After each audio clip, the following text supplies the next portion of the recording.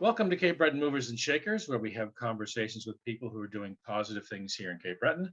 I'm Richard Lorway, president of goCapeBreton.com. And with me today is Kevin Poirier and Patti McDonald from the Townhouse Citizen Service League in Glace Bay, Nova Scotia. That's the right name, is it, by the way? Yes, we go by Townhouse. You go by Townhouse, right. Okay, super. Okay, welcome, guys. Yeah. So what is Townhouse and how did it start? Well, historically, it goes back to 1967. A social worker from England came over and recognized there was various needs in the community and a bit of a division between churches and whatnot. And it all started with recognizing this need for children's services, services to the community, poverty-stricken circumstances like that. And she basically started Townhouse as a result of recognizing this need and bringing those different churches and groups, community groups that were a part of them together to kind of basically create Townhouse Citizen Service League to try to address all of these needs throughout the whole town of Glace Bay. And then as time went on, as more feedback was received from the community and more input was received, Townhouse was able to kind of adapt and add additional social services based on that need that was being conveyed. We've been around in the community for a long time. We serve the surrounding area of Glace Bay, Dominion, Donkin, and everywhere in between. And it's still what I like to call kind of a pillar of the community and has been for over 50 years now.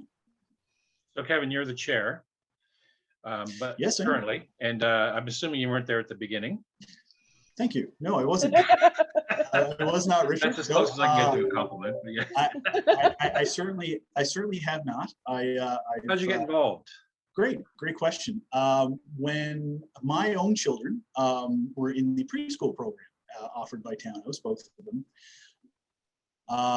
the year my son, I have a daughter, and my son joined the preschool. Basically, I was approached by the executive director and the preschool supervisor at the time, asked to be on the parent committee. So we basically worked with Townhouse. Each year that would cycle, there'd be new members to the committee, and it was made up of current parents and so on. So I was on there for 1 year, and then after that, there were vacancies on the board, and I have a specialty in nonprofits and youth care and dealing with licensed residential facilities as well. So the board came to me and asked if I'd like to be on their board because they deal with a lot of the same situations with the preschool, and they have multiple locations at the time. And I've been on the board since 2013. Excellent. So Patti, you're the new executive director. How long now? I think we're going on 8 days. Oh. Yeah, it's just welcome to the just deep over end. a week. Oh, thank you. Yeah. So how did you get involved, and what excites you about your role there?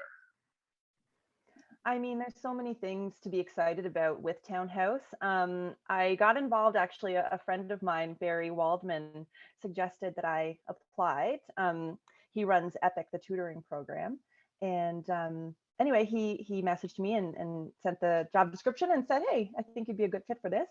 And so I applied and then met with Kevin and some of the other board members and fooled them all into hiring me. And so here I am. But I think what stood out the most is that Townhouse really, addresses so many different needs for so many different groups of people in the area. We kind of are meeting needs of all age groups and hitting all different sectors. And I know we'll talk a little bit more about that when we get into programming stuff, but that's, I find that really impressive. So, yeah. So how many employees and volunteers does Townhouse have? How big of an organization is it? Pre-COVID, we had about 5 employees. We had an executive director, we had an administrative assistant, we had a volunteer coordinator, we had a preschool supervisor, and then we had several ECEs that would coordinate some of the classes. as well. Volunteer-wise, that's really fluctuated over the years, Richard. There have been pinnacles where we were as high as anywhere from 250 to 300 volunteers participating in various programs, from Meals on Wheels to even involved directly in the preschool program, for example. We're probably on the lower end of that right now. I couldn't give you an exact number, but we still have a core dedicated group still facilitating services through to the area. Even through these times of COVID, we've been able to still maintain some of our core services. Gotcha. So COVID has been a challenge. I'm very much so. Very much so. Yeah. So Patti, what kinds of programs do you guys run? And I know it's probably a big list, but pick the ones that come to mind, I guess. Sure. So right now, again, because of COVID, we've really had to limit what programs we're able to offer. So we've continued to offer Meals on Wheels throughout, and we're still doing our thrift shop, which is a social enterprise to try to bring some money into the organization and support our local community and offer them some stylish clothes for a reduced rate. So that's only happening on Tuesdays and Thursdays these days. And we just are wrapping up our backpack program. So that's offering backpacks to kids in need. And we just did a new program, which was offering free haircuts to some of the local youth who are going back to school. So those are the only programs that have continued to run during COVID. And hopefully soon, as things start to ramp back up, we'll be able to begin offering some of our other programming, which includes some senior care, a foot clinic. There was some senior, like, Kevin, you might need to help me out here, some senior programs in terms of like spending time with each other. Sure. Yeah, we do, and it's part of our strategic plan as well, Richard, as we go forward, as restrictions are loosening and vaccination rates are increasing, that we're moving towards such programs. Like we have seniors expos, where organizations, businesses, services would come to a central location, and we would, the senior population will come in and kind of access these services or gain knowledge and things like that. Usually pre-COVID, on a monthly basis, we had seniors brunches. So just congregating together and having teas and sweets and sandwiches, and with a little bit of entertainment, and just discussing what's going on in the community and just having casual conversation was something that a lot of the community and a lot of its members look forward to on a regular basis. So we're hoping that we can ramp that back up and get that going again. Yeah, I'm familiar with that. I mean, one of the problems that seniors face is social isolation. And I know that when you guys, deliver Meals on Wheels, sometimes that's the only human contact they've had that day.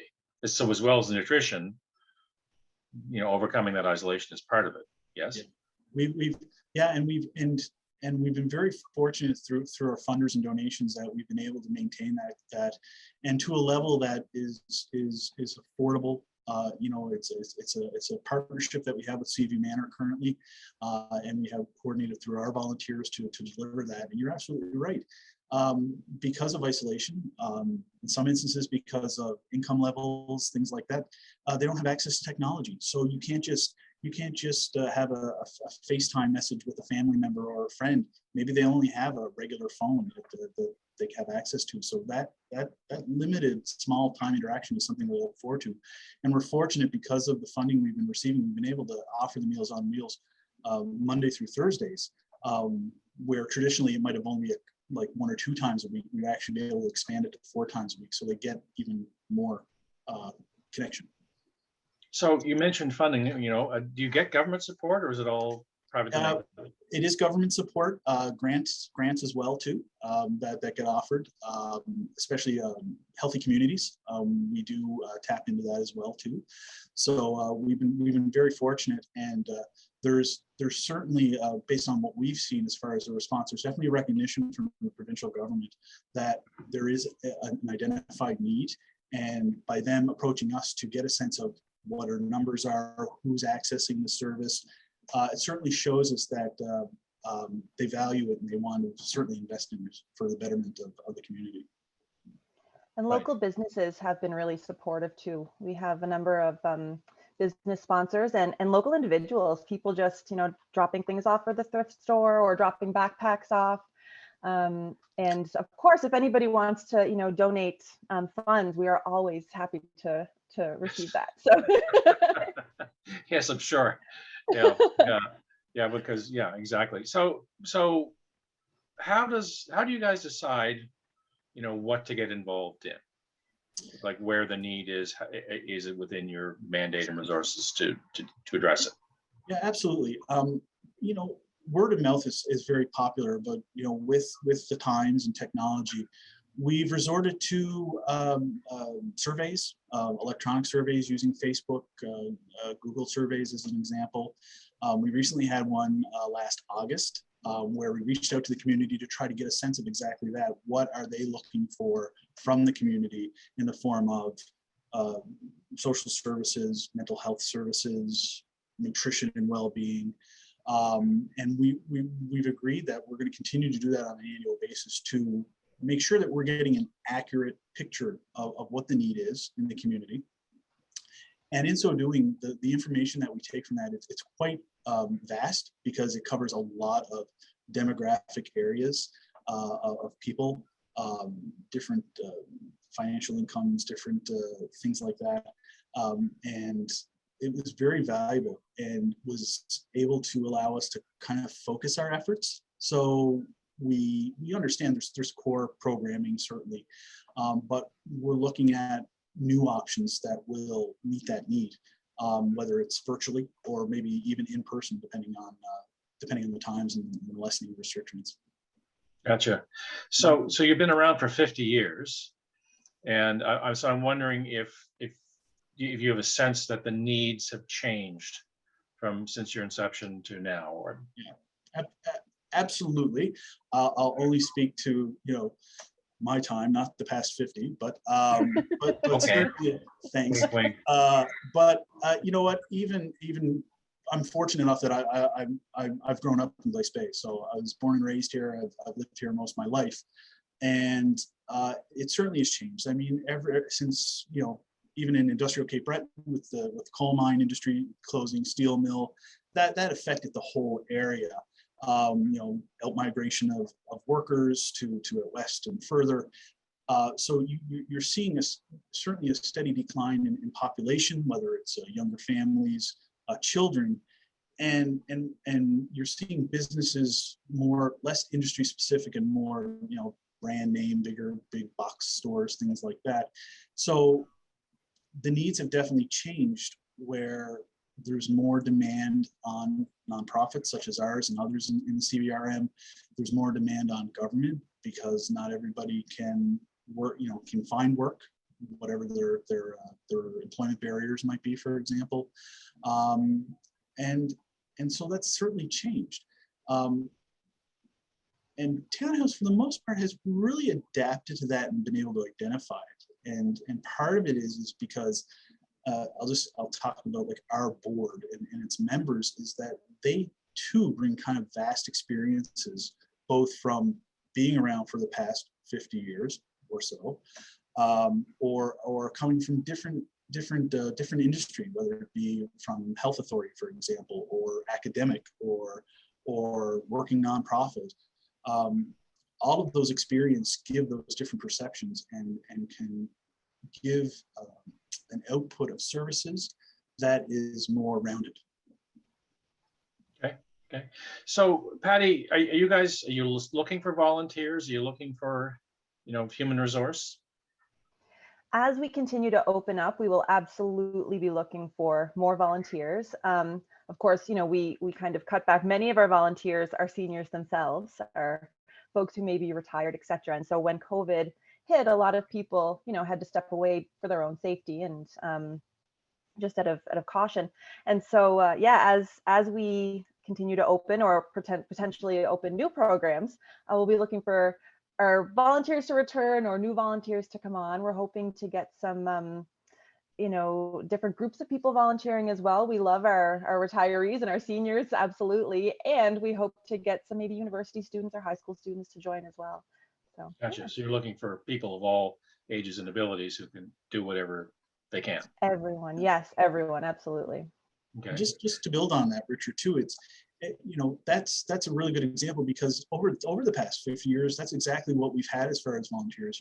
Retirees, seniors, young people, whether they're in high school or they're helping out with like a team organization or something along those lines. All of these groups have different agendas and mandates, and we're fortunate that a lot of them align with the services that we offer. So there's a lot of collaboration that we can offer, and each of us gain both by us being able to deliver our services and then gain valuable volunteer experience. Right. So, and I'm just thinking, as if I were a potential volunteer, I'd want to know, is there a way I can help that matches my abilities? What kind of commitment of time? Is it 2 hours a week, 1 hour a week, more? And so you have a range of options, so nobody's committing to something that they absolutely. Yeah. And as we go on, we'll be updating the website soon, so there'll be some kind of volunteer job descriptions there. And actually, now would be a good time to mention that the board is calling for new board members. Oh, so okay. the AGM Nice. is at the thank you. The AGM is at the end of September, and there will be an online application if anyone's interested. You can just go to our Facebook page and apply there. Super. So here's a loaded question for either one of you. What do you think would move the needle in Glace Bay, if such a thing could happen? I think we're seeing subtle signs right now, Richard, where they're identifying that youth, and there's many services that need to be targeted towards youth. I think that's one area. I think if they can continue to build upon services in the area, that could be one aspect. And I think building upon private enterprise as well too. Glace Bay has always been a welcoming town as far as new business and new attempts at ideas when it comes to the economy and whatnot. And we've always been very supportive of any new ventures. I think if that can be fostered, I think through the provincial and federal government and of course nonprofits as well too, I think that's somewhere we can build upon. So it can be exciting. I think continued support is important. Good. I know there's no easy answer, so I did kind of put you on the spot, but one of the things that I've been seeing, I moved back home to Cape Breton, Unama'ki a couple of years ago, about 5 years ago. And one of the things that I really have been seeing is other folks my age, so, late 30s, give or take, have been coming home and, wanting to raise their families here. And I don't know whether it was 2 or 3 years ago, but it was the first time in, a number of years that we didn't have a declining population. And so little, like Kevin was saying, little signs, even just to look out on Commercial Street, look at the new businesses popping up. There's a number of them. And so many folks on the island who are entrepreneurs and exploring that and kind of, trying to start a life here and, or, move back home and raise their kids and have a life here. And I think that's really encouraging. And I think that as long as we can keep that momentum going in Glace Bay and all over the island, we will start to see some change. Good. Yeah. So here's a question for each of you. If you had one piece of advice to give to someone working in the community development sector, what would it be? I'll go first, if you don't mind, Kevin. So really, I think any nonprofit, any community serving organization, it always comes down to relationships, no matter what. And so just to, like Kevin had said earlier, listening to the folks and making use of what we're hearing. So not just asking, hey, what do you need, but actually doing something about it. So having those relationships and being able to reach out and letting people have that time to talk and communicate with us. Really, that's the bread and butter of any organization like this, is just building relationships. And I mean, that's part of how we survive too in terms of funding. We want our people who are supporting us to feel like they're having a say and like they're not just handing over a check, but also really participating in what's happening here. So yeah, anybody who is looking to get into the nonprofit industry, I would say just, listen, build relationships, and communicate. Anything to add, Kevin? I kind of reflect back on why I got to this point where I am, and with Townhouse in particular, and it's that ability to give and donate, and not even from a monetary perspective. It's like donating my own time and effort, and I think it's important because I look at my own children, and I look at my family members, and I look at my immediate community, and I try to role model that as much as possible, because you gain so much, just not only for yourself, but you see reflected in your community and those that are around you. It spreads, pardon the pun, like a virus. But it really does. It really does. It really does. And if we can keep that momentum going, whether it's through organizations like ours at Townhouse, other affiliate organizations throughout the CBRN, throughout the province, you know what? I think all the communities, including Glace Bay, will certainly be in a better place and better standing for sure. Mm-hmm. Super. Well, you guys sound very hopeful, I have to say, and that's refreshing, because for many years the conversations have not been hopeful in the CBRN. So super. Thanks. Well, Richard, I have to tell you, before I moved home to Cape Breton, I spent quite a bit of time on the Go Cape Breton website. And I feel like, no, truly though, and this isn't me just sucking up, you gave me hope, because I wasn't sure about moving home, and I wasn't sure what that would look like, but I was starting to see other people moving home too. And just seeing what you folks were doing really gave me, faith that it was going to be okay. And so thank you for that. You inspired me to feel good about coming home too. Well, thank you so much for your kind words, and I'm glad you're a fan. And we like to be hopeful too, and we like to, because we think there's a lot of really good news stories out there that simply don't get told often enough or widely enough. So that's kind of our mission. So great, thanks very much. Okay, well, thanks for your time today, guys. Welcome. Yeah, thanks so much for having us. Oh, no problem. Happy to do so. I've been speaking with Kevin Poirier and Patti McDonald from the Townhouse in Glace Bay, Nova Scotia. We'll see you next time on Cape Breton Movers and Shakers.